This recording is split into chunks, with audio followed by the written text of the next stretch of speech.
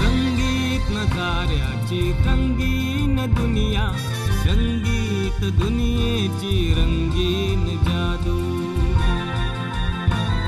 नजारे निराळे सितारे तराने, अदाए तूफानी दिल हुए बेकाबू. अनोखे दीवाने अंदाज प्यारे, त्यांच्या कामाची जादू नावाची जादू. बघूयात यांच्या या हुकमी टेक्यांची दुसरी बाजू. दुसरी बाजू, दुसरी बाजू, दुसरी बाजू. नमस्कार, मी विक्रम गोखले. आपल्या लाडक्या सह्याद्री वाहिनीवरच्या दुसरी बाजू या कार्यक्रमामध्ये आपल्या सगळ्यांचं मनपूर्वक स्वागत. आपल्या सगळ्यांना माहिती आहे की आपला महाराष्ट्र हा अनेक कलांवरती प्रेम करणारा असा एक भाग आहे, एक भूप्रदेश आहे. महाराष्ट्राने आजपर्यंत अनेक कलांवरती प्रेम केलं, त्याचबरोबर अभिनय कलेवरती सुद्धा नितांत प्रेम केलेलं आहे.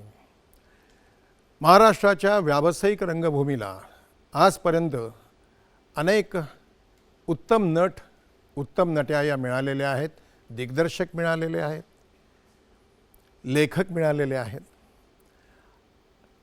हे लोक व्यावसायिक रंगभूमीवरती कसे आले तर कोणी हौशी रंगभूमीवरून आले, कोणी कॉलेजमधून आले, कोणी राज्यनाट्य स्पर्धातून आले, कोणी कामगार रंगभूमीवरून आले. या सर्वातून पुढे येणारे काही कलावंत लोकांच्या मनाचा ठाव घेणार ठरले. अशाच लोकप्रिय झालेल्या एका व्यक्तिमत्वाला आपण आज आपल्या भेटीला बोलवलेलं आहे. त्यांचं नाव सांगण्याच्या आधी त्यांच्यावरची ही एक चित्रफीत, एक झलक आपण पाहूया.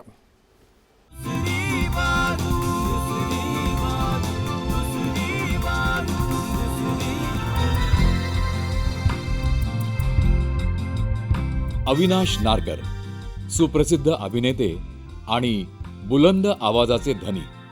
चित्रपट, नाटक, मालिका अशा तीनही क्षेत्रात यशस्वी घोडदौड करणारे चतुरस्त्र अभिनेते. अभिनयाव्यतिरिक्त त्यांनी निर्माता म्हणून चॅम्पियन सारख्या संवेदनशील चित्रपटाची निर्मितीही केली आहे. तसंच मराठी रंगभूमीवर काही दर्जेदार नाटकांची निर्मितीही सुद्धा. याखेरीज डबिंग क्षेत्रात त्यांनी अनेक लोकप्रिय कलाकृतींना आपला आवाज देखील दिला आहे. मराठी, हिंदी मालिकांमधून उल्लेखनीय कामगिरी करणारे, सामाजिक चळवळींशी नातं जपणारे, कुटुंब व्यवस्थेवर नितांत श्रद्धा असणारे बहुआयामी व्यक्तिमत्व म्हणजेच अविनाश नारकर.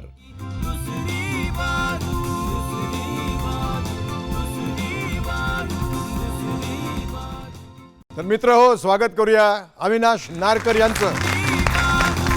अविनाशजी नमस्कार. पायाला हात लावू देत.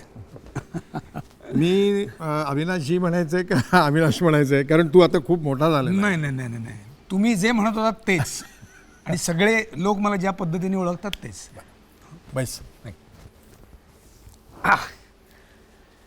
अभि, हां, या कार्यक्रमाची रूपरेषा तुला मला आधी समजावून सांगू दे. आणि माझी खात्री आहे, ज्याप्रमाणे आपण एरवी गप्पा मारत होतो किंवा मारू, त्याच मोकळेपणाने तू आम्हा सगळ्यांची गप्पा मारशील. नक्की. कार्यक्रमाचं स्वरूप असं आहे की ज्यासाठी तू सुप्रसिद्ध आहेस, त्या व्यतिरिक्त तुझी जी दुसरी बाजू आहे ती तुझ्या चाहत्यांना समजावून घ्यायची आहे. बरं. आणि त्या दृष्टीने मी तुला आता काही प्रश्न विचारणार आहे, त्याची मनमोकळी तुला योग्य वाटेल तेवढ्या विस्ताराने तू मला उत्तरं द्यायची आहेस. सुरुवात करूया आपण. हो हो. अभि, तुझ्या लहानपणाबद्दल म्हणजे शाळेत प्रवेश घेईपर्यंतच्या काळात थोडक्यात सांगशील? हो, माझा जन्म गोपाळप्पा नारकर आणि शालिनी गोपाळ नारकर ह्या माझ्या आईवडिलांच्या पोटी जन्म झाला. व्यवसायाने आम्ही वैश्यवाणी म्हणजे लोअर परळला राहत होतो. आगे दुकान पीछे मकान, 350 स्क्वेअर फीटचं घर म्हणजे दुकान धरून, आणि 14 माणसं एकत्र राहत होतो. हो हो 14 माणसं एवढ्या, वा वा वा. हो, हो. पण मला घर माझं खूप आवडायचं, कारण एक लहानपणीची स्वप्न आपण पाहतो ना की त्याला एक पोटमाळा असावा, अमुक असावा, असं दुमजली वगैरे. तर ते दुमजली असं काही घर नव्हतं, पण कौलारू घर बैठं याच्यातलं, आणि त्याला आतमधूनच जिना, आणि मग मोठा माळा म्हणजे तो महिलांचा बेडरूम, आणि छोटा माळा म्हणजे मग तो पुरुषांचा बेडरूम वगैरे, असं सगळं होतं. आणि गंमत होती विक्रम काका, छोट्या माळ्यावर चढायला जिना नव्हता. तिकडे गव्हाचं एक असं खूप मोठं पिंप होतं लोखंडी, आणि त्या पिंपावर उभं राहायचं, एक साखळी होती, त्या साखळीला असं धरायचं आणि टुणकन उडी मारून तिथे जायचं. सो माझं घर मला खूप आवडायचं. जरी तिकडे माणसांची गर्दी मी नाही म्हणणार, खूप माणसं दाटीवाटीने म्हणजे मानसिकरित्या देखील आणि शारीरिकरित्या देखील खूप छान राहत होतो आम्ही. तर अशा कुटुंबात आणि अशा वातावरणात मी लहानाचा मोठा झालो. बाहेर सगळी संपूर्ण हौसाबाई चाळ म्हणजे गॉड्स गिफ्ट बिल्डिंग, त्याला जर थोडंसं पुढारलेलं नाव म्हणून गॉड्स गिफ्ट बिल्डिंग, पण मुळात ती हौसाबाई चाळ. आणि मग तिकडे प्रकाश, संज्या, अन्या, अभिनय असे सगळे मित्र. तर ह्या सगळ्या कुटुंबात वाढताना मला एक खूप आनंदाची गोष्ट अशी की मी राहत होतो, आमचं दुकान इथे लेफ्ट साईडला नित्यानंद हॉटेल, राईट साईडला नित्यानंद हॉटेलाचं गोडाऊन, त्याच्या बाजूला शारदा भैया जिलेबीवाला, त्याच्या पुढे शिवण क्लास वगैरे अशी सगळी दुकान लाईन होती. फक्त पावसाळ्यात मी घरी झोपायचो, बाकी अदरवाईज मला आठवतं मी आणि माझा 2 नंबर भाऊ राजाराम म्हणून आम्ही जी दुकानाच्या पुढची जी फुटपाथ आहे त्या फुटपाथवरती मग सगळेच हॉटेलमधलं पांडू, बारक्या बिरक्या सगळे लाईनीत, त्यांच्या बरोबरीने आम्ही. आणि मग इथे शारदा भैयाचं पोट एवढं मोठं होतं, त्याचे तरुण आणि वरुण नावाचे 2 मुलगे होते, नातू होते. तर तो त्यांना मी त्या पोटाची, मला त्याच्या पोटावरती हात ठेवून त्याच्या मिशांबरोबर खेळत वगैरे असा, म्हणजे त्यामुळे ना ह्या सगळ्यांबरोबर राहून तो जो एक जमिनीवर राहण्याचा जो एक हे तुम्हाला येतो, तो तिथून सुरुवात झाली असेल. आणि ते जे मी म्हणतो ना की वैविध्य, व्यक्तिमत्वांचं वैविध्य म्हणजे दिवसभर तर होतंच, पण झोपताना देखील ते गप्पा मारताना ते सगळ्या गोष्टी असायच्या. त्यामुळे इथे माझी सुरुवात झाली. शिक्षण शारदाश्रम विद्यामंदिर, अच्छा, म्हणजे आदराने नाव घ्यावंसं सगळ्यांनाच वाटतं, सचिन तेंडुलकर, त्याची शाळा. आणि मलाही खूप अभिमान आहे की तो ज्या शाळेत होता त्या शाळेचा मी विद्यार्थी आहे. मी एक 2-3 वर्ष सिनियर. किंवा आपण असं म्हणू शकतो की तू ज्या शाळेत शिकलास त्याच शाळेत सचिन तेंडुलकरही शिकला. नाही. मला असं वाटतं की सचिन तुझ्यापेक्षा वयाने लहान आहे सचिन, म्हणून मी असं म्हणालो. कर्तृत्वाने तो कर्तृत्वाने फारच मोठा आहे, खूप मोठा आहे. शाळा आणि कॉलेज. कॉलेज कुठलं तुझं? कॉलेज लाला लजपतराय बर, महालक्ष्मीचं. बर. मग या दोन्ही ठिकाणी शैक्षणिक कारकीर्द तुझी कशी होती? शैक्षणिक कारकीर्द दुसरा तिसरा, पहिला एकदाच की दुसऱ्यांदा 1-2दा मी वर्गात आलो होतो, पण दुसरा तिसरा चौथा या रेंजमध्ये मी असं म्हणजे 1 ते 5च्या आतमध्ये असायचो. म्हणजे 90 अबाव स्कोर कायम करत होतो. अरे वा, त्यावेळेला. वा, वा. पण नुसता अभ्यास करायला कधीच आवडला नाही लहानपणापासून. त्यामुळे इथेही चोचमार, तिथेही चोचमार, असं सगळ्या क्रीडा क्षेत्रात, मग क्रीडा क्षेत्रात म्हणजे प्रावीण्य असं नाही, पण खो खोमध्ये भाग घे, साखळी स्पर्धेत भाग घे, लंगडीमध्ये भाग घे. खूप छान लंगडी घालायचो मी त्यावेळेला. आमच्या वर्गाचे आंतरवर्ग स्पर्धा वगैरे असायचे, त्यावेळेला आमच्या वर्गातला मी बेस्ट खेळाडू म्हणून असायचो दरवेळेला. हां, म्हणजे शाळेमध्ये पण तसंच आणि कॉलेजमध्ये देखील तसंच होतं. परंतु हे सगळं चालू असताना म्हणजे खेळामधलं प्रावीण्य नसलं जरी तरी तू दुर्लक्ष करण्याजोगा खेळाडू नव्हतास हे मला कळलं. हो. पण त्याचबरोबर खेळाबरोबरच असे काही छंद होते का की ज्यामुळे तुला तुझं पुढचं जे तू करिअर घडवलंस त्याच्यामध्ये काही उपयोग झाला त्याचा? संगीत, श्रवण असो, गायन असो, वाद्य वाजवणं असो किंवा ऐकणं असो, तर याबद्दल काही? नाही, सांगायला खूप आनंद होईल की आमच्या घरात मुळात संगीत होतं. हो. संगीत होतं म्हणजे जसं मी आत्ता म्हटलं तसं प्रावीण्य मिळवणं किंवा नाही, पण तसं माहिती नाही, होती. पण मुळात तो ताल, रिदम, त्याच्यानंतर तुमचं सूर, स्वर ह्यांचं ज्ञान खूप घरामध्ये पहिल्यापासून होतं. कारण माझा 2 नंबर जो भाऊ आहे तो व्हायोलिन वाजवायचा. अरे वा. हां, तो शिकत होता. आणि आमचा त्यावेळेला ऑर्केस्ट्रा होता. ज्यावेळेला मी लहान होतो त्यावेळेला मोठ्या भावाचा सरगम आज और कल्की नावाचा ऑर्केस्ट्रा होता. अच्छा. वडिलांनी खूप विरोध करता करता त्यांना संमती दिलेली होती कारण पुंजी आपलीच वापरायची होती. तरी त्याचे एक साधारण 60 ते 65 प्रयोग त्यांनी त्यावेळेला अरे केले वा, होते. वा, वा. मोठा भाऊ निवेदन करायचा बर. आणि त्या कार्यक्रमाचं संकल्पना त्याची होती. त्या कार्यक्रमाच्या सूत्रसंचालन कोण करायचं? तो स्वतः करायचा. निवेदन पण तो स्वतःच करायचा. आणि त्यामुळे ते एक उपजत थोडंसं काय म्हणूया फॅमिली बॅकग्राऊंड होतं. त्यामुळे गाणी खूप छान छान ऐकणं, जुनी गाणी. कारण मोठा भाऊ त्याचं ना ह्याचं फेमस म्युझिक म्हणून ऑडिओ आणि ह्याचं कॅसेट्स आणि ह्याचं दुकान होतं. बरं, बरं. त्याला गाण्याची खूप आवड होती. अच्छा. आणि तो त्यावेळेला खूप छान छान कॅसेट्स अल्बम तयार करायचा. ज्यावेळेला हे अल्बम येण्याची प्रथा नव्हती सुरू झाली, बरं, बरं. त्यावेळेला तो तुम्ही समजा त्यांना सांगितलं की तो म्हणायचा की आंखेवरनं मी तुम्हाला फार जुन्यापासून ते आत्तापर्यंतची गाणी करून देतो. मग ती गाणी सिलेक्ट करून तो अल्बम तयार करून द्यायचा. दिल, त्याच्यानंतर मंदिर, असे वेगवेगळ्या कन्सेप्ट घेऊन तो त्याचे अल्बम करायचा आणि ते लोकांपर्यंत द्यायचा. मग आम्ही असं समजावं की मोठ्या भावाला या सगळ्या कार्यक्रमाचा एक सूत्रधार आणि निवेदक म्हणून बघताना पाहून तुला काही स्फूर्ती घेता आली त्यातून, असं काही म्हणावं? स्फूर्ती मी म्हटलं ना की लहानपणापासून माणसं वाचण्याचा एक खूप छंद होता. गुड. आणि वाचून त्यांची हुबेहूब नक्कल. मी म्हटलं ना की व्यवसायच तो असल्यामुळे बऱ्याच वेळेला काका काय व्हायचं की मस्तीखोर होतो प्रचंड. म्हणजे मी हा जो दिसतो त्याच्यावरती जाऊ नका. खूप मस्तीखोर आतून मी आहे. नॉटी नॉटी म्हणतात ना तसा आहे मी. पण त्याचा उपयोग मला असा झाला की घरच्यांची नक्कल करणं आणि वगैरे या सगळ्या गोष्टी आल्याच. पण जिथे जिथे जाईन त्या लोकांची त्यांचं चालणं, बोलणं, हावभाव ह्यांची हुबेहूब नक्कल थोड्या वेळाने करण्याची एक सवय जडली होती. आणि त्याची सवय ना काका वडील शिक्षा म्हणून मला दुकानात डांबून ठेवायचे. आमची मांडणी अशी होती, तुम्ही जर पूर्वीच्या गाद्या पानाच्या पाहिल्या असतील तर असा चौकोन असा मध्ये असायचा आणि त्याच्यात तो मालक उभा असायचा. बरोबर, म्हणजे तो गिऱ्हाईकाच्या लेवलला तो येईल खाली वाकून जायचं. तर शिक्षा म्हणून मला, मी जर काही मस्ती केली तर शिक्षा म्हणून मला तिकडे डांबून ठेवण्यात यायचं बराच वेळ, 2-2, 3-3 तास.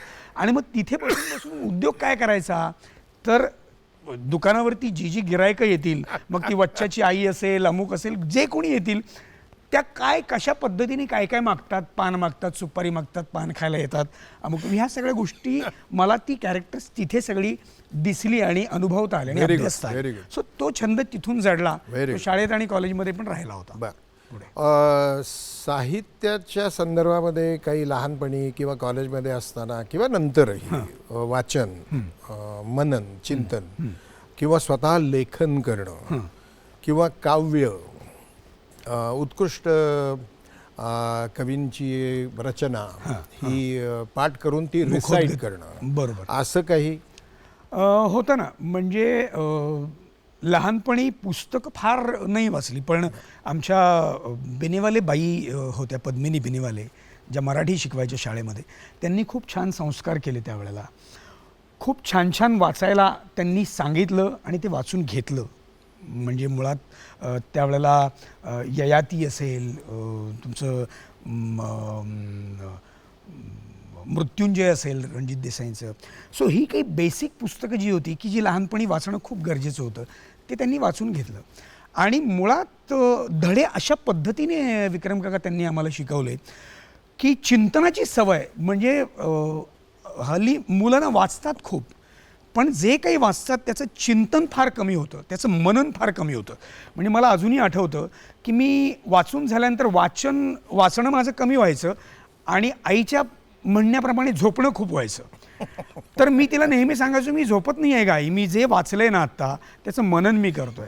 मग त्याच्यासाठी तिने अरे अरे असं म्हणेपर्यंत माझा पाय हालत असायचा. मी तुला हा प्रश्न एवढ्याकरता आम्ही विचारला आणि बहुतेकांना विचारतो मी, माझ्या नंतरची तुमची पिढी आहे. हो हो पण तुझ्या नंतरची जी पिढी आहे बरोबर. त्यांच्याबद्दल विचार करताना आज मराठी रंगभूमीवरती लेखक, नट, दिग्दर्शक कोणाचीही भाषा हो ही शुद्ध नाही आहे. बरोबर बरोबर. तुझी खूपच चांगली आहे. या पाठीमागचं कारण जाणून घेण्याकरता मी तुला साहित्याबद्दल विचारला प्रश्न.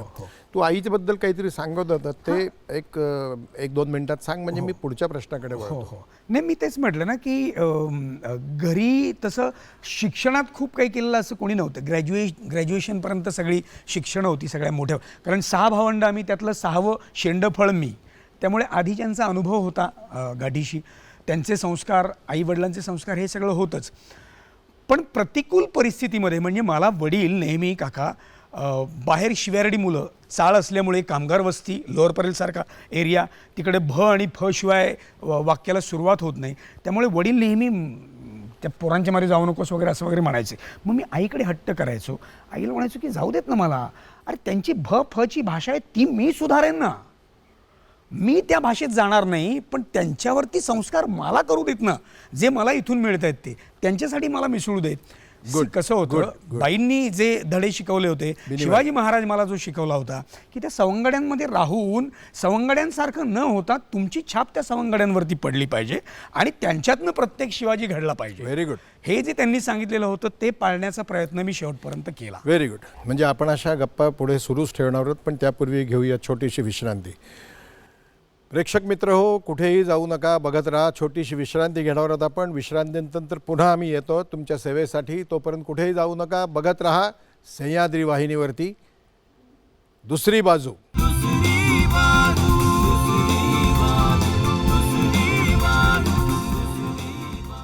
विश्रांतीनंतर पुन्हा एकदा सर्वांचं स्वागत. गप्पा करूया अविनाश नारकर यांच्याशी. हां, आता अभि, तर तुझं कॉलेजचं शिक्षण पूर्ण झाल्यानंतर, कॉलेज तुझं लाला लजपतराय कॉलेज, तू काय शिक्षणामध्ये केलंस? BCom, commerce graduate. हो. पण हे केल्यानंतर मग तू नोकरी पकडलीस, ती कुठे पकडलीस? मी सांगायला मला आनंद होतो की जसं म्हटलं मोठं कुटुंब, त्यामुळे वडिलांची इच्छा होती की प्रत्येकाने आपापल्या पायावर पटपट पटपट उभं राहावं. बरोबर आहे. तर मी जरा लवकरच उभं राहिलो. असं म्हणणं होतं, बाकीचे 2 भाऊ 2 व्यवसाय सांभाळत होते वडिलांचे, पण मी म्हटलं होतं की मला व्यवसायात अडकून पडायचं नाही, कारण तो 24 तास जॉब आहे. तर मला माझ्या मनासारखं काहीतरी करता यावं म्हणून मी 12वी मध्येच डायनस इंटरनॅशनल म्हणून जी क्रेडिट इश्युइंग फर्म होती तिकडे पार्ट टाइम जॉब करत होतो. बरं. मी सकाळचं कॉलेज असेल त्यावेळेला दुपारी जायचो तिकडे, दुपारचं असेल त्यावेळेला सकाळी जायचो. अरे वा. सो पार्ट टाइम जॉब मी 12वीपासून करत होतो. ग्रॅज्युएशनला 6 महिने परीक्षेला असताना मी तो जॉब सोडला. आता म्हटलं ग्रॅज्युएशन झालं की पुन्हा खरडेगाची आणि नोकरी करायचीच आहे आपल्याला. एम मी फार तसं ठेवलेलं नव्हतं, कारण सर्वसामान्य आणि अतिशय कनिष्ठ मुळे, आपण मध्यम वर्गात जन्माला आल्यामुळे खूप आता मोठे काहीतरी बाण मारायचे आहेत वगैरे असं काही ठेवलं नव्हतं. पहिली जबाबदारीची जाणीव ही होती की आपल्याला मिळवतं झालं पाहिजे, कमावतं झालं पाहिजे, आणि वडिलांचा भार जो आहे तो आपल्या खांद्यावर थोडासा का होईना पेलता आला पाहिजे, हे डोक्यात क्लिअर होतं माझ्या. Very good. त्यामुळे NSD साठी देखील माझे मामा मला नेहमी सांगायचे. मला आठवतं ग्रॅज्युएशन झाल्यानंतर मामांचं म्हणणं असं होतं की अरे तुझ्यात आहे तो स्पॉन्टिनिटी आहे, खूप स्मार्टनेस आहे, बोलण्यात खूप हुशार आहेस, कारण वक्तृत्व स्पर्धा, मोनो ॲक्टिंग स्पर्धा, वैयक्तिक अभिनय स्पर्धा ह्याच्यात मी खूप बक्षिसं वगैरे मिळवलेली होती शाळा आणि कॉलेजांमधून. अरे वा. हो. तर त्यामुळे त्यांचं म्हणणं असं एकदा असं होतं की अरे BSTचा जॉब ज्या वेळेला मला लागला त्यावेळेला त्यांचं म्हणणं असं होतं की BSTत काय जॉब करतोस तू, BSTचा महाव्यवस्थापक व्हायला पाहिजेस तू. सो त्यासाठी IASची एक्झाम दे तू. अच्छा. UPSCची एक्झाम दे म्हणून त्यांनी मला जबरदस्ती करून, मी तुम्हाला सांगतो हिस्ट्री आणि समाजशास्त्र हा विषय घेऊन मी एंट्रन्स एक्झामसाठी ॲपियरसुद्धा व्हायच्या तयारीला लागलो होतो. म्हणजे ती पुस्तकं वगैरे सगळं सुरू केलं. 3 महिने मी त्याचा अभ्यास केला, पण जो 14 तास 16 तास हे माझ्याच्याने का होईना. मी मामानं सांगितलं, मामा मला 14 16 तास अभ्यास करणं हे मला काही जमणार नाही. तुम्हाला तो जो मान मरातब, तो जो रिस्पेक्ट, तो जो आदर, हे सगळं तुम्हाला पाहिजे ना, ते मी माझ्या छंदातनं माझ्या आवडीतनं मी करतो आणि ते मी करेन. मला तेवढी फक्त संधी द्या तुम्ही, शाबास. असं म्हणून मी तिकडनं इकडे आलो. आणि मी सांगितलं त्याप्रमाणे मामा खरंच खूप खुश झाले. ज्या वेळेला मी BSTत असताना मी ही नाटकाणी वगैरे सगळं करत होतो, बरं. राज्य नाट्य स्पर्धेत पहिल्यांदा मला बक्षीस मिळालं. त्यावेळेला महाव्यवस्थापक उठून येऊन अभिनंदन करताना ज्यावेळेला त्यांनी पाहिले, त्यावेळेला मामांनी माझ्या पाठीवर थाप मारली. मला म्हणाले की तू हे काम केलंयस की महाव्यवस्थापक देखील तुझ्यासमोर उभा राहून तुझं अभिनंदन करतोय. मला खूप भरून आलं त्यावेळेला. एक कामगार रंगभूमीवरून बेस्टमध्ये तू असताना थिएटर केलंस, पण कामगार रंगभूमीवरून हौशी रंगभूमी, समांतर रंगभूमी असा तुझा जो काही प्रवास झालेला आहे, बरोबर, तो तुला व्यावसायिक नाटक आणि व्यावसायिक चित्रपट याच्याकडे घेऊन येताना तुला काय काय करावं लागलं? मी जसं म्हटलं तसं की कामगार वस्तीत राहिलेलो असल्यामुळे तिथल्या वेदना, मुळात म्हणजे तिथले जे शोषण जे आहे ते शोषण सगळं जवळून पाहिलेलं होतं. म्हणजे काका मला सांगायला अतिशय आनंद होतो की बाजूलाच मी म्हटलं त्याप्रमाणे हॉटेल होतं. त्या हॉटेलमध्ये अगदी एवढी मुलं काम करण्यासाठी म्हणून आलेली होती. तोपर्यंत बालमजुरी वगैरे हा काही कायदा काही झालेलं नव्हतं. मग त्या पांडूची सगळी दुःख, पांडूच्या व्यथा ह्या मित्र म्हणून मी सगळं त्यावेळेपासून ऐकत होतो. त्या बारक्या तो तिकडनं गडिंग्लजवरनं सगळं सोडून इथपर्यंत का आला हे सगळं मी पाहिलेलं होतं.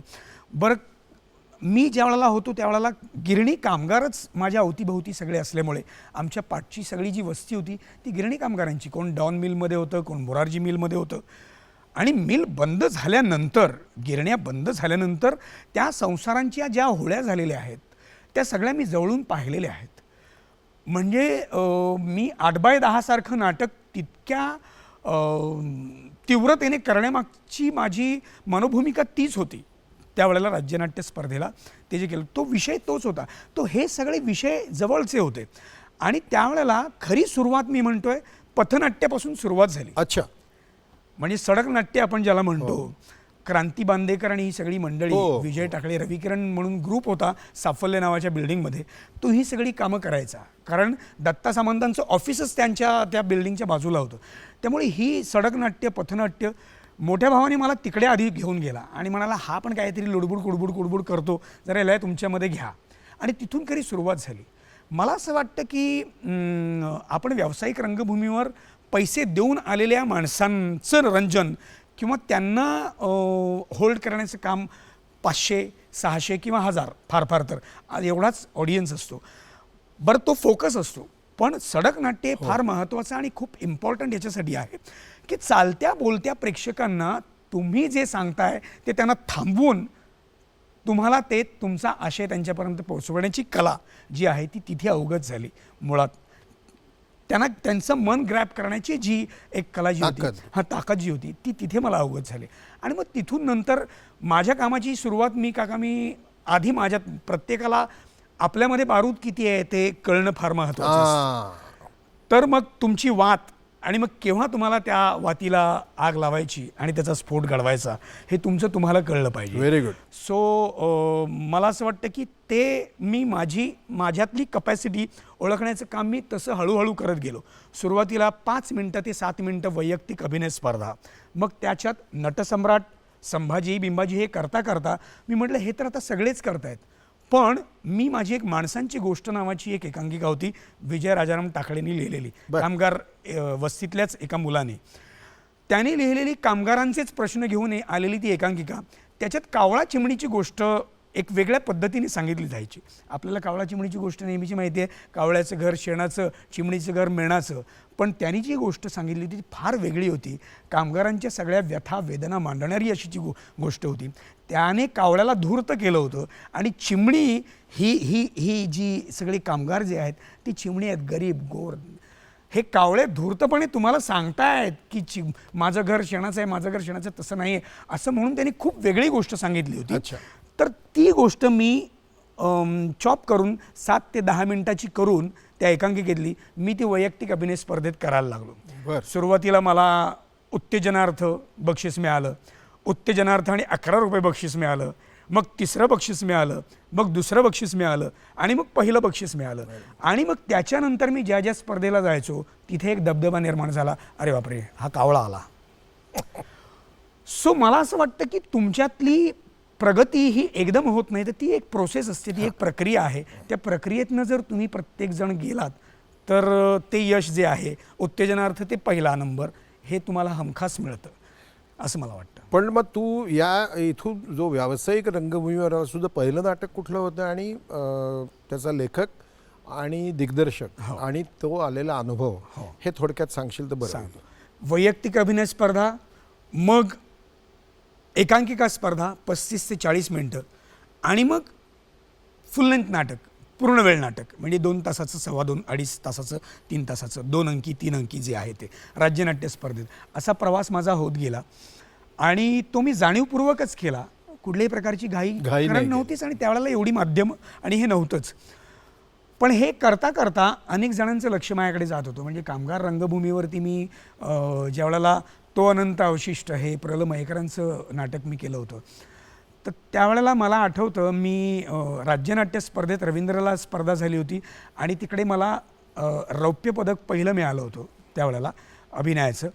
आणि तेच नाटक मग आम्ही कामगार स्पर्धेत देखील केलं होतं. त्याची फायनल डायरेक्ट आमची सोलापूरला होती आणि तिकडे वामन देगावकर सर, तुम्हाला माहिती असतील काका, तर अतुल कुलकर्णीचे सर तर ते तिकडे परीक्षक होते, वामन देगावकर.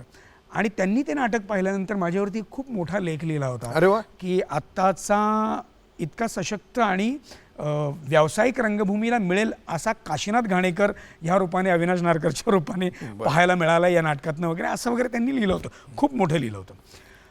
तर ह्या काही छोट्या छोट्या गोष्टी आहेत त्या स्फूर्ती देत होत्या मला. आणि व्यावसायिक रंगभूमीवर मला आठवतं 1993 साली तक्षक या नावाचं नाटक BST तर्फे मी राज्यनाट्य स्पर्धेत केलं होतं. ते नाटक बघायला मग मोहन काका आले होते. हा असा संपूर्ण मोठा वीग आणि 70-75 वर्षांचा महागुरू त्यात मी केला होता. मोहन काका तोंडवळकर की मोहन वाघ आले होते. आणि त्याच्यानंतर लगेचच प्र. ल. मयेकरांचंच गंध निशिगंधाचा हे नाटक व्यावसायिक रंगभूमीवर मोहन वाघांच्या चंद्रलेखेतर्फे यायचं होतं. तर मयेकरांनी त्यांना सांगितलं की ह्यातला जो हिरो आहे तो हिरो आपण अविनाश नारकरला घेऊन करूया. तर ते म्हणाले अविनाश नारकर म्हणजे कोण? तुम्ही नाटक बघायला आला होता तक्षकयाग, त्यात जो महागुरू केला होता, अहो तो फार मोठा आहे, आपला हा हिरो म्हणजे 22 वर्षाचा, 22-23 वर्षाचा. ते म्हणाले त्याला मी बोलवतो तुमच्याकडे, त्याला तुम्ही बघा आणि मग तुम्ही ठरवा. असं म्हणून मयेकरांनी मला फोन केला आणि मला बोलून घेतलं मोहन काकांच्या घरी. त्यांनी बघितलं ह्याने केला होता, तर म्हणाले हो. नाही ना, मग डन, मग ह्याला घेऊन करायचं. आणि मग ते पहिलं नाटक माझं, ज्याच्यात पणशीकर काका होते, वडील म्हणून रेखाताई कामत होत्या, आई म्हणून ही दिग्गज मंडळी होती. आणि जिथून पुढे मी खऱ्या अर्थाने ऐश्वर्य संपन्न झालो, ती आत्ताची ऐश्वर्या आणि त्यावेळीची पल्लवी, ती देखील त्या नाटकात हो का पहिल्यांदाच काम करत होती ॲज अ हिरोईन म्हणून. म्हणजे आमची पल्लवी तुला त्या नाटकात भेटली आधी. अच्छा अच्छा अच्छा. आणि तिथून पुढे सुरू झालं. मित्र हो, आपण नारकरांच्या बरोबर अधिक गप्पा मारणार आहोतच, पण त्यापूर्वी घेऊया एक छोटीशी विश्रांती. कुठेही जाऊ नका, बघत राहा दुसरी बाजू. दुसरी बाजू, दुसरी बाजू, दुसरी बाजू. तर मित्र हो, विश्रांतीनंतर पुन्हा तुमचं स्वागत. आपण गप्पा करतो आहोत आपले लाडके अविनाश नारकर यांच्याबरोबर. पुन्हा एकदा सगळ्यांचं स्वागत. हां, तर अविनाश, मला म्हणजे पल्लवीशी ओळख होण्यापूर्वी किंवा तिची गाठ पडण्यापूर्वी तू बेस्टची नोकरी सोडायचा निर्णय घेतला होतास की बेस्टची नोकरी चालूच होती? नाही, बेस्टची नोकरी सुरू होती. 1988-89ला माझी रिक्रुटमेंट BSTची. 86ला माझं ग्रॅज्युएशन झालं. ग्रॅज्युएशननंतर एक वर्ष मी शोधाशोध माझी जॉबची, जसं मी तुम्हाला म्हटलं मगाशी 6 महिन्याआधी मी सोडला होता, तो जॉब शोधणं चालू होतं. बँकांच्या एक्झाम्स देणं वगैरे सगळं चालू होतं. बँकांमध्ये ॲज अन आर्टिस्ट म्हणून कोटा असायचा त्यावेळेला. तर त्यासाठी पण प्रयत्न सुरू होते, कारण राज्यनाट्य स्पर्धेत रौप्य पदकं वगैरे मिळत होती. पण ते काही झालं नाही काम. पण ते झालं नाही हे माझ्यासाठी खूप खूप चांगलं झालं असं मी म्हणेन. कारण 1986-87ला 1984-85ला एक स्पर्धा, वैयक्तिक अभिनय स्पर्धा होती, शांताचोक जयराम हार्डीकर चषक, कॉलेजतर्फे 13वीला होतो मी त्यावेळेला. आणि तिकडे मयेकर परीक्षक होते, बरं. प्रल मयेकर. आणि तिकडे मयेकरांनी मला बघितलं पहिल्यांदा. कॉलेजचे 3 कॅन्डिडेट्स असायचे, जर तिन्ही फायनलला आले तर तुमचे गुण जास्त होणार आणि मग त्याच्यात पहिला दुसरा मिळेल, त्याच्यात मग तो सांघिक चषक तुम्हाला मिळायचा.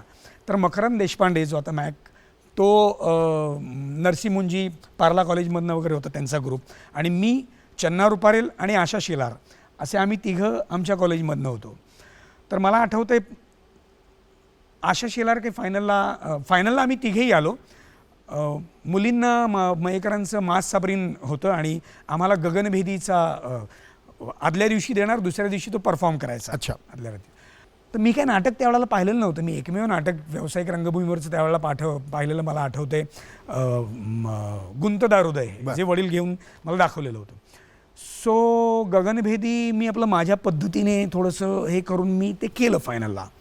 मयेकरांनी ते पाहिलं आणि त्या स्पर्धेत मला पहिलं पारितोषिक मिळालं. अच्छा. मयेकरांनी बोलवलं, मला म्हणाले की डिक्शनरी हे फार उत्तम आहे तुझं, हो, खूप छान आहे. आहेच. तर काही नाटक वगैरे पाहिलं होतंस का? तर म्हटलं नाही, गगनभेदी काही पाहिलेलं नव्हतं. फार चांगलं केलंस तू, बरं तुझा नंबर मला जरा देऊन ठेव. अच्छा अच्छा. आणि तिथे त्यांनी मयेकरांनी नंबर माझा लिहून घेतला. मला म्हणाले, अरुण नलावडेला ओळखतोस का? तर म्हटलं हो सर, म्हणजे त्यांची मी नाटकं राज्यनाट्य स्पर्धेत मी अगदी आवर्जून पाहतोय वगैरे. त्याच्या खालोखाल नंबर लिहून घेतोय तुझा, त्याच्या पावलावर पावलं ठेवायची आहेत, लक्षात ठेव, कधीतरी माझा फोन येईल. हे त्यावेळेला मला मयेकरांनी सांगितलं. आणि आठवणीने विक्रम काका, मयेकरांनी मला 1986 साली ज्यावेळेला रातराणी नाटक व्यावसायिक रंगभूमीवर यायचं होतं किंवा आलं होतं, ते येण्यापूर्वी कुमार सोनीने देखील त्यांनी देखील खूप बक्षिसं दिली होती स्पर्धांमधनं.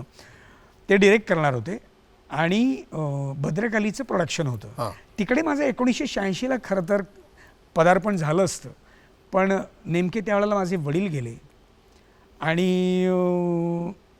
मी मयेकरांना भेटायला गेलो ज्यावेळेला, त्यावेळेला 12वं 13वं सुरू होतं घरी. त्यांचा फोन आला त्यावेळेला आणि मयेकर म्हणाले की अरे तू मला बॉम्बे सेंट्रलच्या ऑफिसला तातडीने भेटू शकतो आहेस का? एक महत्त्वाचं बोलायचं आहे. तर मी म्हटलं कशासाठी सर? तर मी त्यावेळेला काही बोललो नाही. तर म्हणाले की नाही तू ये, मग मी सांगतो.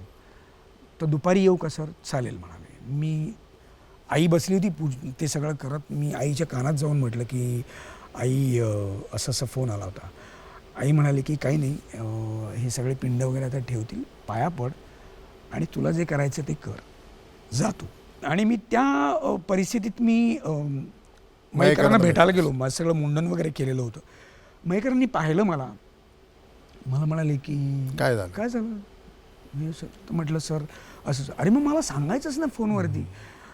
तर म्हटलं नाही सर, तुम्ही खूप दिवसांपासून तुम्हाला असं प्रत्यक्ष पुन्हा एकदा भेटायचं होतं. म्हणाले काही नाही अरे, एक नाटक, अतिशय महत्त्वाचं नाटक करतो आहे, रातराणी नावाचं, ज्याच्यात भक्तिदाई आहेत वगैरे, आणि त्यात तुझ्या एजचं कॅरेक्टर आहे, देवेन नावाचं, आणि तू फार अप्रतिम करशील ते. तर तू आत्ता जाऊन मच्छिंद्रांना भेटशील. भद्रकाली प्रोडक्शन ते प्रोड्यूस करते, मच्छिंद्र काका प्रोड्यूस करतात. ते शिवाजी मंदिराला जाऊन भेट. मी तसाच तातडीने, मला चिठ्ठी लिहून दिली त्यांनी, ती चिठ्ठी घेऊन मी आलो इथे. आणि शिवाजी मंदिरच्या पायऱ्या पहिल्यांदा चढलो होतो, वरती आलो. मच्छिंद्र काका खूप घाई गडबडीत होते आणि मला म्हणाले की काय रे काय? तर म्हटलं ही चिठ्ठी मयेकरांनी दिली आहे, बघितली. अरे काय तुका किती दिवस तुका शोधतंय आणि फोन करतंय, काय कुठे होतास कुठे? तर म्हटलं सर मला एकदाही फोन नाही आला वगैरे. नाही आम्ही माणूस बघलं आहे याच्यासाठी, मला म्हणाले. म्हटलं की ठीक आहे, म्हटलं ओके, बघू नेक्स्ट टाईम बघू असं वगैरे बोलले. आणि मी निघालो आणि मच्छिंद्र काका म्हणाले की इकडे. आणि त्यांनी एक सर्टन हे सांगितलं की, म्हणाले की अमुक एक मानधन देईन, करशील? तर मला काही कळलं नाही त्यावेळेला. मी म्हटलं की काका मला काहीच यातलं काही सांगता येत नाही, पण मी सांगतो तुम्हाला असं म्हटलं. आणि मी तिकडून पुन्हा मयेकरांकडे आलो बॉम्बे सेंट्रलला. मयेकरांनी चिठ्ठी दिली आणि म्हटलं की झाला प्रकार सांगितलं की मच्छिंद्र काकांनी असं सांगितलं आहे. मयेकरांनी माझ्याकडे बघितलं, चिठ्ठीत टार टार फाडली, खालच्या डस्टबिनमध्ये टाकली आणि मला म्हणाली, तुझी वेळ येईल त्यावेळेला तू जी किंमत सांगशील त्या किंमतीत तू काम करायचंस. आणि असं म्हणून मी परत आलो. बरं, या सगळ्या पार्श्वभूमीवरती माझ्या मनात आता एक प्रश्न येतो आहे की अशा या सगळ्या परिस्थितीमध्ये that you have lost your father right. आणि काय करावा हा मोठा प्रश्न. बरोबर. तर बेस्टची नोकरी सोडताना आर्थिक स्थैर्याबद्दल तुझ्या मनामध्ये काही विचार नाही आला? 200 वेळा. बरं. मगाशी मी म्हटल्याप्रमाणे मामा मला सांगत होते की मग जर हेच करायचं तर तू NSDत जा, असं मला सांगत होते ते. पण मी म्हटलं NSDत जायचं म्हणजे 3 वर्ष हो. मी विदाऊट काही माझा अर्थार्जन पण न तुला करता. तुला आर्थिक स्थैर्याबद्दल तुझा विचार शाबूत जागृत होता, होता. तरीही तू नोकरी सोडलीस कारण तुझ्यावर विश्वास होता, हो. असं माझ्या लक्षात येतं. ते विश्वास आणि हळूहळू एक एक गोष्टी जमा करत गेलेलो होतो. एकाच क्षेत्रात काम न करता 2-3 क्षेत्र वाढवलेली होती. पण आता ही सगळी तुझी रंगभूमीवर, विविध रंगभूमीवरची तुझी जी अदाकारी आहे, जे काम केलंस तू, करत आलास आणि रात्रणीपर्यंत येऊन पोचलास आणि ते काही पुढे झालं नाही. परंतु मग तू त्यामुळे डबिंगमध्ये आलास की कसं काय झालं? तेही खूप, मी मगाशी म्हटलं ना की BSTचा जॉब करत होतो मी आणि पेमेंट साधारण क्लेरिकल जॉब होता, त्यामुळे 10-12 हजारच्या आसपास वगैरे पेमेंट होतं. 12,000, 15,000, 14,000 म्हणजे सगळं कापून DA सगळं जाऊन वगैरे सगळं तेवढं यायचं. पण मला नेहमी असं वाटायचं की पण ते करता करता स्पर्धा आणि वगैरे ह्या सगळी धडपड सुरू होती. पण म्हणून नेहमी असं वाटतं की काहीतरी एक त्याला जोड काहीतरी मिळाली पाहिजे त्या पैशांना, तर ती कशी मिळू शकेल म्हणून मी काही गोष्टी शोधत होतो. त्या दरम्यानच हे डबिंगचं UTVचं हे चालून आलं म्हणण्यापेक्षा नंदलाल रेळे आपले जे ध्वनी करतात, तर नंदलाल रेळेने त्याच्या स्टुडिओमध्ये काही ऑडिशन्स सुरू होत्या. त्यांनी मला फोन करून मला सांगितलं की अरे आव्या, इकडे आपल्या स्टुडिओमध्ये UTVच्या काही ह्या अशा कॅरिकेचर्स ॲनिमेशनच्या काही ऑडिशन्स सुरू आहेत, तर तुला आवडेल का करायला? तर म्हटलं हो आवडेल, मला करायला आवडेल, येईन मी. आणि मी गेलो तिकडे मग जयवंत वाडकर, प्रदीप पटवर्धन, प्रमोद पवार सगळी फौज होती संपूर्ण आपली मराठी रंगभूमीची. आणि तिकडे मी गेलो आणि मला आठवतं मी सकाळी 10-10:15 वाजता गेलो होतो. मी संध्याकाळी 6-6:30 वाजेपर्यंत नुसत्या त्या क्लिप्स बघत होतो. त्यांच्याकडे कसं होतं, ज्या क्लिप्स बघाल तुम्ही त्यातला कुठला आवाज तुम्हाला सुटेबल होईल तो तुम्ही बघायचा आणि मग त्याचं भाषांतर येऊन तुम्ही ॲनिमेशनचं तिकडे ऑडिशन करायची. अभि, डबिंग इज अन आर्ट. या फार कमी नटांना डबिंगचा त्याचं महत्त्व कळतं. बरोबर. बहुतेकांना डबिंगचा कंटाळा येतो.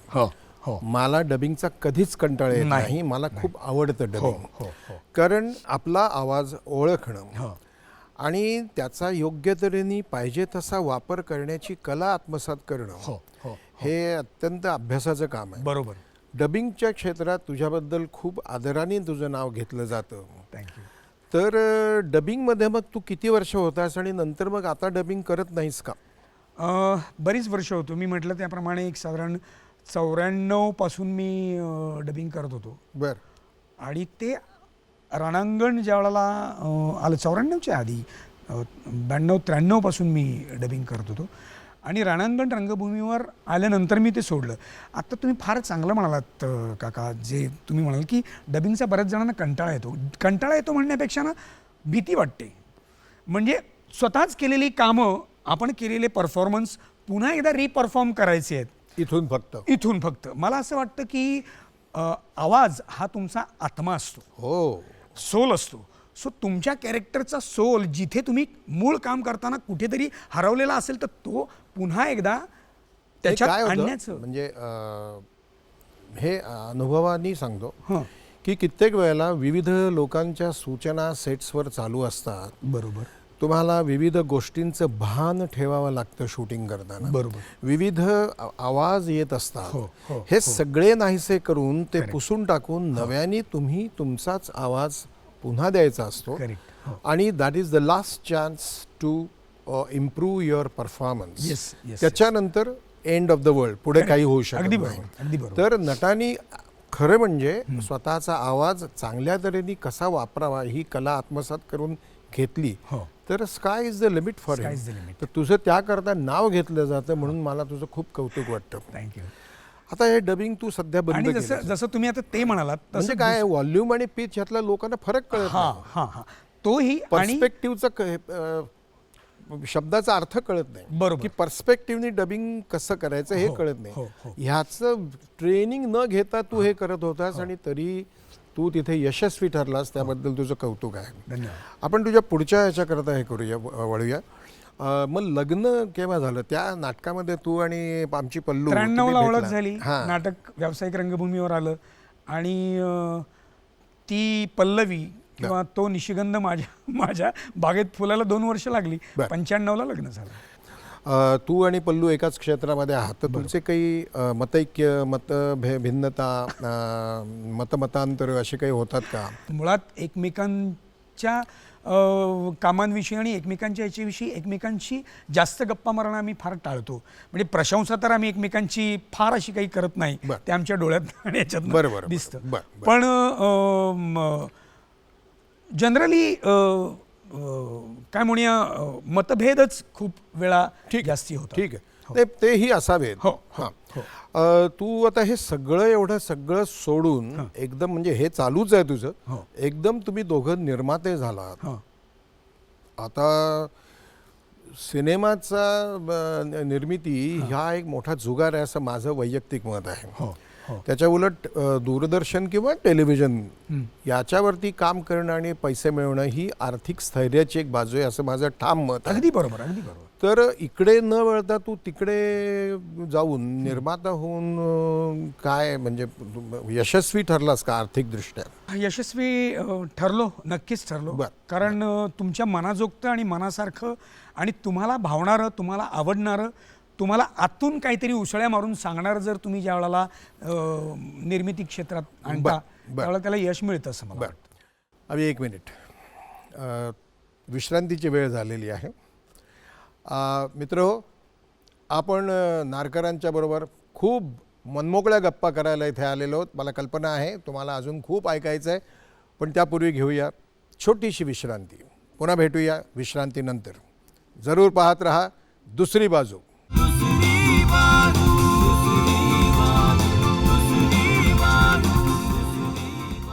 तर मित्र हो, विश्रांतीनंतर पुन्हा तुमचं स्वागत. आपण गप्पा करतो आहोत आपले लाडके अविनाश नारकर यांच्याबरोबर. पुन्हा एकदा सगळ्यांचं स्वागत. हां, तर अविनाश, तुझ्याबद्दल काही आमच्याकडे काही लोकांनी तुझ्याबद्दल त्यांचं काय मत आहे ते सांगितलं आहे आम्हाला, तर ते आपण जरा पाहूया इकडे.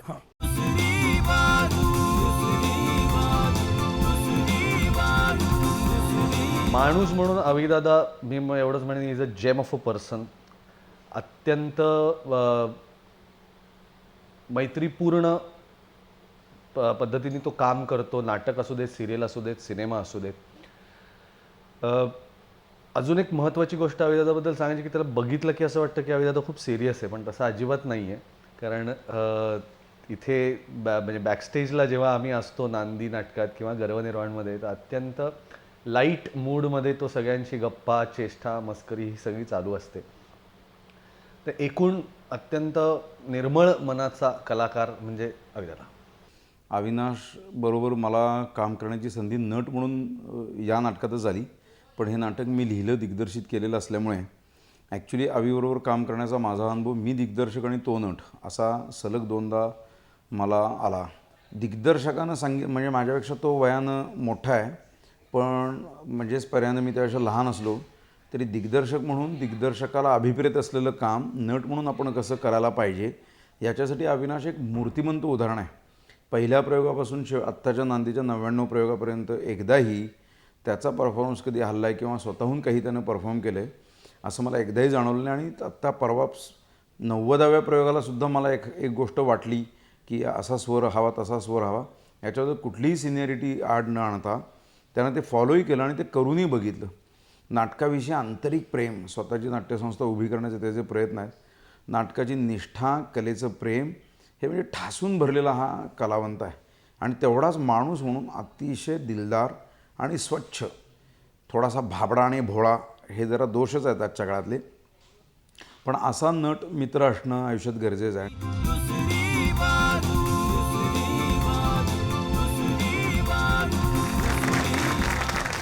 तुझा काही राजकीय विचार, राजकीय प्रणालीशी जोडलेला असा काही आहे का? राजकीय विचार म्हणजे मी कुठल्याही पक्षाशी बांधलेला नाही.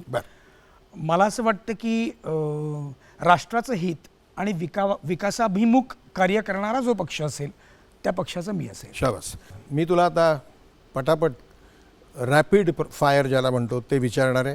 त्याच्यापूर्वी फक्त आणखीन एका वाक्यात सांग की तुझ्याबद्दल मी असंही ऐकू नये आणि पल्लूबद्दल की तुम्ही दोघंही सामाजिक भान असलेली पती पत्नी आहात, तर ते काय करता आहात? आम्ही वेगळं काही करण्यापेक्षा मी जसं म्हटलं तसं एक प्लॅटफॉर्म तयार करून त्या प्लॅटफॉर्मवरनं सोशल कन्सेप्ट्स त्या प्लॅटफॉर्मवरनं म्हणजे रंजनाचं नुसतं मनोरंजन न करता त्याच्यातनं सोशल मेसेज, सोशल कंटेंट असलेल्या कलाकृती त्या माध्यमातनं, मग तो नाटक असेल, मग तो चित्रपट असेल, सोशल थ्रेड असेल, असंच काहीतरी करण्याचा प्रयत्न आम्ही आमच्या माध्यमातनं करतो आहोत. गुड. आपण आता रॅपिड फायर त्वरित उत्तर इकडे जाऊया. दादासाहेब फाळके यांचं पूर्ण नाव? धुंडीराज गोविंद फाळके. बरोबर. महात्मा गांधी यांचा महाराष्ट्रामध्ये आश्रम कुठे आहे आणि त्याचं नाव काय आहे? मला वाटतं वर्ध्याला आहे. बरोबर. आणि सेवाग्राम. बरोबर आहे, बरोबर आहे. तुझ्या बायकोचं संपूर्ण नाव माहेरचं सांग. पल्लवी सुरेश आठले. तुझ्या बायकोच्या स्वभावात काही बदल करायचा असेल तुला वाटलं तर तो कुठला करशील? तो मी माझ्यातच करेन. Very good, very good. तुझी आवडती अभिनेत्री? आवडती अभिनेत्री नूतन. आवडता अभिनेता?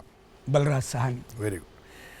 तुझी स्वतःची नाटकातली आणि सिनेमातली दोन्हीकडची भूमिका कुठली? नाटक आधी. नाटकातली काळोखाच्या सावल्या नावाचं एक नाटक केलं होतं मी. त्यात अण्णा नावाचं एक 60 वर्षाचं कॅरेक्टर होतं. आणि ऑब्व्हियसली रणांगण हे माझा जीव आहे, प्राण आहे. त्यातले भाऊसाहेब पेशवा. आणि सिनेमातली मुक्तामधला मिलिंद वाघ आपणच होतो तो. हो हो. मला आत्ता कळतंय की तू त्यातला इंटेन्स तो नायक कसा रंगवलास आणि का रंगवलास नाही. तुला फिरायला खूप आवडतं का? फिरायला खूप आवडतं. महाराष्ट्रातलं डेस्टिनेशन कुठलं आवडतं? कोकण. Very good. महाराष्ट्र बाहेरचं? महाराष्ट्र बाहेर युरोपला मी 2दा जाऊन आलो, त्यामुळे युरोपमध्ये खूप बघायला आणि लावाल तिकडे कॅमेरा. आता एकेका शब्दात सांगायचं, पुढची जी मंडळी आणि पुढचे जे शब्द आहेत त्याच्याबद्दल सांगायचं.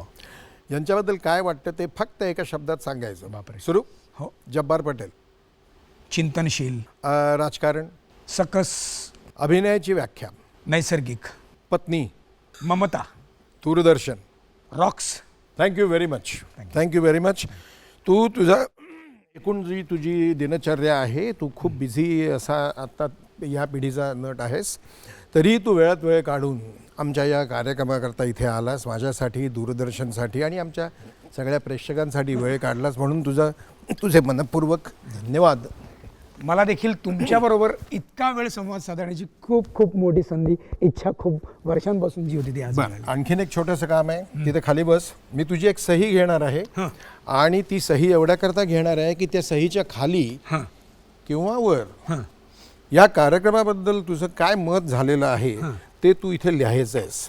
इथे आलेल्या बहुतेकांनी आपापलं योगदान दिलेलं आहे सही देऊन. रंगीत नजाऱ्याची रंगीन दुनिया, संगीत दुनियेची रंगीन जादू. नजारे निराळे, सितारे तराने, अदाए तूफानी, दिल हुए बेकाबू. अनोखे दीवाने, अंदाज प्यारे,